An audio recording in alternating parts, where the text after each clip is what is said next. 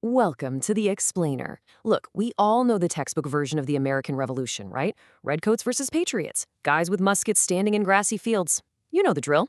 But today, we're going way beyond that. We're unpacking the evolution of the revolution. It's so much more complex, dynamic, and honestly, just a lot more fascinating than the standard narrative. We're talking actual data, shifting ideologies, and some truly massive global forces. So let's just jump right in. Okay, here's the giant puzzle we're looking at today. How in the world did a highly localized dispute over tea and taxes spiral into a literal global world war that birthed the first modern democratic republic? I mean, think about the scale of that. In just a few decades, a bunch of seemingly mundane economic complaints completely toppled an ancient inherited social order. It fundamentally re-engineered how human beings govern themselves. Let's look at how this whole thing actually started to build. Section 1. Roots of the Rebellion, the End of Salutary Neglect. So for decades, Great Britain basically just left the 13 American colonies alone to govern themselves. They had this relaxed policy. Colonial assemblies made their own local laws, and generations of folks got super used to a really high degree of autonomy. But then, right after the French and Indian War ends in 1763, Britain suddenly hits the brakes. They pivot to an era of incredibly strict, heavy-handed imperial control, and it just goes into this rapid downward spiral. In 1763, you've got the Royal Proclamation, physically restricting colonists from settling west of the Appalachian Mountains, which, as you can imagine, really angered land speculators and settlers. Then, bam, 1765, the Stamp Act drops, imposing direct taxes on literally everything from legal documents to playing cards.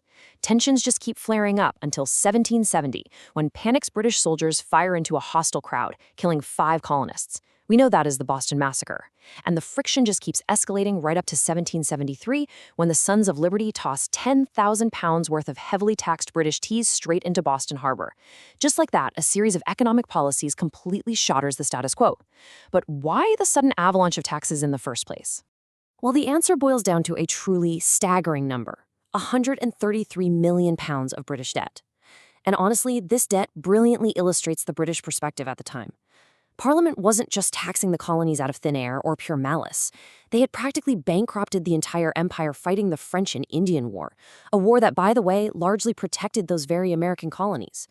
So to Parliament, sure, the colonists were unrepresented, but they were also a highly necessary revenue source to pay down this absolutely massive imperial burden. But, of course, flip it around to the colonists' point of view. Being taxed by a parliament where they had 0 elected representatives, that completely violated their fundamental rights as English subjects. And boom, that sparks the famous rallying cry, "No taxation without representation." Which brings us to Section 2, Ideas that Fueled Revolution, the Mindset. Now we're moving from just, economic grievances to a really profound intellectual awakening. This is where a tax rebellion turns into a philosophical fight for human rights. And at the absolute core of this shift was a vital concept: republicanism. Now, we're not talking about a modern political party here. This was a sweeping Enlightenment ideology that framed the entire British system as fundamentally corrupt. Republicanism totally rejected the idea that power should just be handed down through kings and aristocrats. Instead, it demanded that a legitimate government absolutely has to rely on the consent of the governed, period. But, and here's the catch, it also required something major from the people themselves: civic virtue. Meaning, citizens had to actually be willing to sacrifice their own personal desires for the greater public good. You can see why this intellectual shift was incredibly dangerous to the British Crown. I mean, it questioned their very right to exist. And this idea didn't just stay locked up with wealthy philosophers in sitting rooms. It went viral, like 18th century viral. Look at what Thomas Paine wrote in his massively popular 1776 pamphlet, Common Sense. "We have it in our power to begin the world over again." I mean, wow.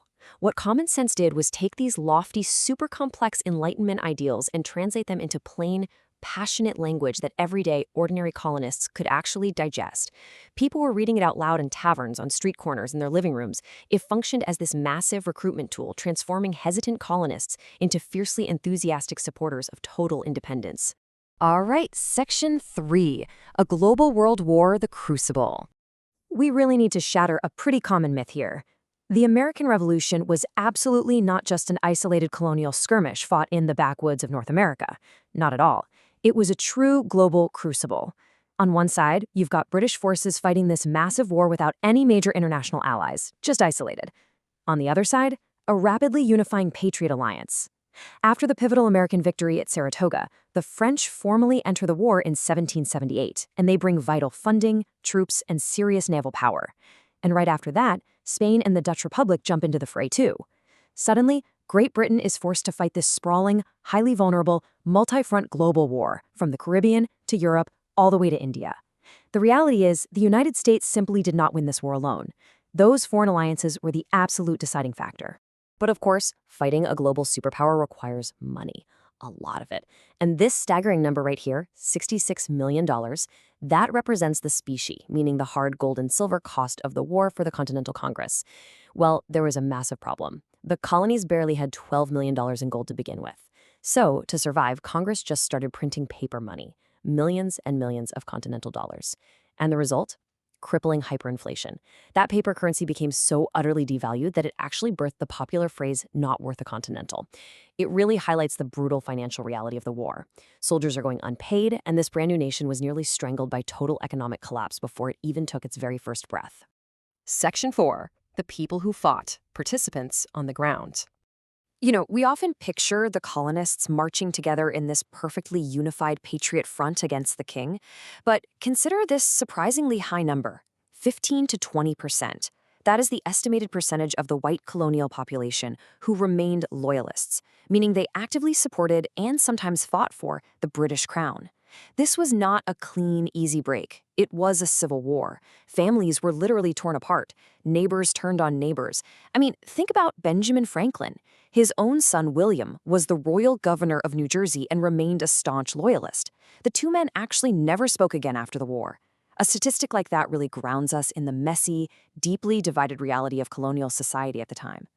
And the conflict truly involved absolutely everyone. We're talking about an estimated 9,000 Black patriots who actively fought for the revolutionary cause, while, at exactly the same time, thousands of enslaved people sought their freedom by fleeing to British lines under Lord Dunmore's proclamation. Native American nations, like the incredibly powerful Haudenosaunee Confederacy, were forced into this impossible position of splitting their allegiances just to protect their homelands. Meanwhile, women were the absolute backbone of the resistance. They were organizing massive boycotts of British goods, managing entire farms and businesses, and traveling with the army as vital camp followers. All of these marginalized groups were actively navigating a chaotic war zone, basically leveraging the conflict to negotiate their own survival, their own freedoms, and their own political power. But here's the thing. This massive push for broader rights, it actually terrified some of the elite founders. Listen to John Adams being remarkably candid back in 1776. He wrote, "Women will demand a vote. Every man who has not a farthing will demand an equal voice. It tends to confound and destroy all distinctions." This is such a fascinating micro-narrative. It impartially shows us that while the founders obviously championed liberty, many of them held a very genuine fear of mob rule. The idea of expanding democratic rights to the poor, to women, to minorities, it was highly, highly contested. The revolution had essentially unleashed these radical ideas of equality that the founders themselves couldn't fully control anymore. Which leads us right into Section 5, Forging a New Nation, the Aftermath. So the war is officially won with the Treaty of Paris in 1783. Great, right? Well, the former colonies now faced a remarkably messy and dangerous reality. They had to completely pivot from tearing down a British Empire to actually governing a vast, heavily indebted, and incredibly fragile new territory. Let's trace how that governance actually evolved, because it wasn't overnight. First, each newly independent state drafted its own constitution. They were effectively operating as 13 sovereign mini-nations. Step 2 was forming a loose alliance under the Articles of Confederation to fight the war. But the Articles created a federal government that was so weak it couldn't even levy taxes to pay its own debts. Facing internal rebellions and total economic ruin, the nationalists realized they desperately needed a stronger framework. And that brings us to Step 3, the Philadelphia Convention in 1787, which resulted in the ratification of the U.S. Constitution. This finally created a unified federal republic that was actually capable of surviving on the global stage. However, as you can probably guess, many Americans were deeply, deeply suspicious of this new, powerful central government. They had quite literally just fought a brutal war to escape one. So, as a brilliant compromise, the Bill of Rights was ratified in 1791.